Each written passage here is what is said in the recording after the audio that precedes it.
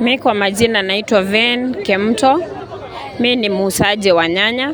Nafanya biashara yangu Daraja, Nyakoe, Suneka. Nafanyia tu within Kisii County. Kitu yenye nifanya nifungue biashara ya nyanya. Kwanza mimi ni single mother. Sasa inabidi nifanye hii biashara watoto wangu wakule, watoto wangu wasome, wasihangaike. So usipochituma, hakuna venye watoto wanaweza kula. Hakuna vile watoto wataenda shule ama wavae. Sasa nikaonelea ni vizuri mimi nichitume kama mama, nifanye nini? Nishughulikie watoto. Iko sawa, sometimes kuna milima na maponde kwa biashara. Unaweza leta nyanya uungue, ama ulete nyanya upate faida. Inategemea na vile Mungu amekupangia. Sanduku moja kwa saa hii bei imeshuka chini.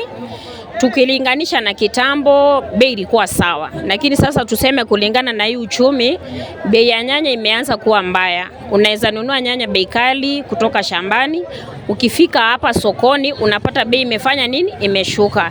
Hakuna venye unaweza uzia mama nyanya hii crate moja 5,000, alafu yeye akienda kuuza akuja akuambia kutoa pesa. Sasa inabidi uchifinye kidogo.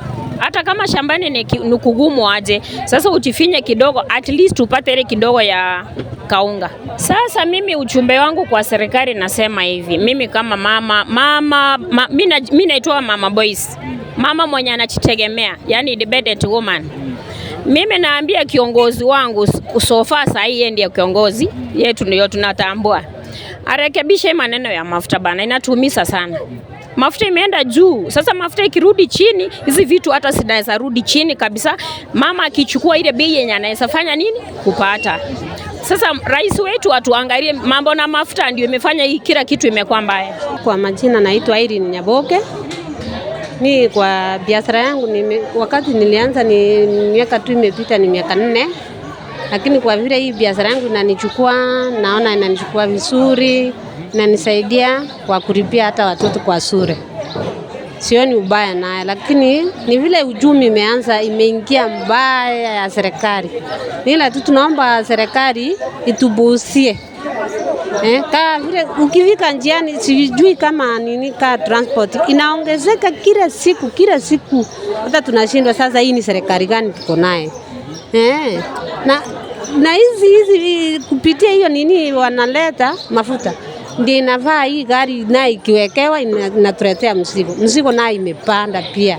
Mzigo kama nyanya wakati mwingine unapata imefika flat, imefika 4,000, tayari ni 10,000. Sasa ukianza kuuza hata pesa ingia wenyewe hao tena uungue. Majina naitwa Dorcas Onyego.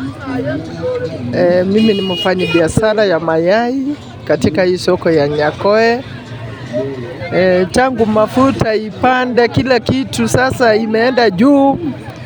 Mayai hata tukiuza hakuna faida tunapata, kwa sababu tulikuwa tunauzi wangu wa 390, saa hii wholesale tunafanyiwa 440. Sasa tunapata faida ya 20 bob peke yake kwa kila grade. Sasa tunaomba hata serikali ingefanya mzuri watengeneze bei ya mafuta, alafu ndio at least mtu ukifanya biashara na wao unapata kafaida kadogo ka kuenda kwa nyumba. Sasa kama sio mafuta iliharibu bei, biashara ilikuwa mzuri. Lakini sasa tangu mafuta ipande juu, sasa unaona grade unapata 20 bob, na hapo wakati mafuta ilikuwa ichapanda at least unatengeneza profit ya 50 shillings. Sasa saa hii unatengeneza 20. Si unaona hivyo imerudi chini. Ni Taylor Pius Oncheko. Mimi biashara yangu ni bodaboda. Mafuta imetuathiri sana kwa sababu ile mafuta tulikuwa tunatumika kitambo ilikuwa mafuta mzuri. Saa hii mafuta yenye wameleta unaweka hata lita moja iwezi fanyia kazi. Na hii ya kitambo tulikuwa tunaweka lita moja unaweza unda hata 200 ama 300. Saa hii naweka lita moja hata uwezi unda pesa. Unakuta ile pesa yenye umepewa tena unatumika yote. Hakuna kitu hata unapata unaenda nayo kwa nyumba.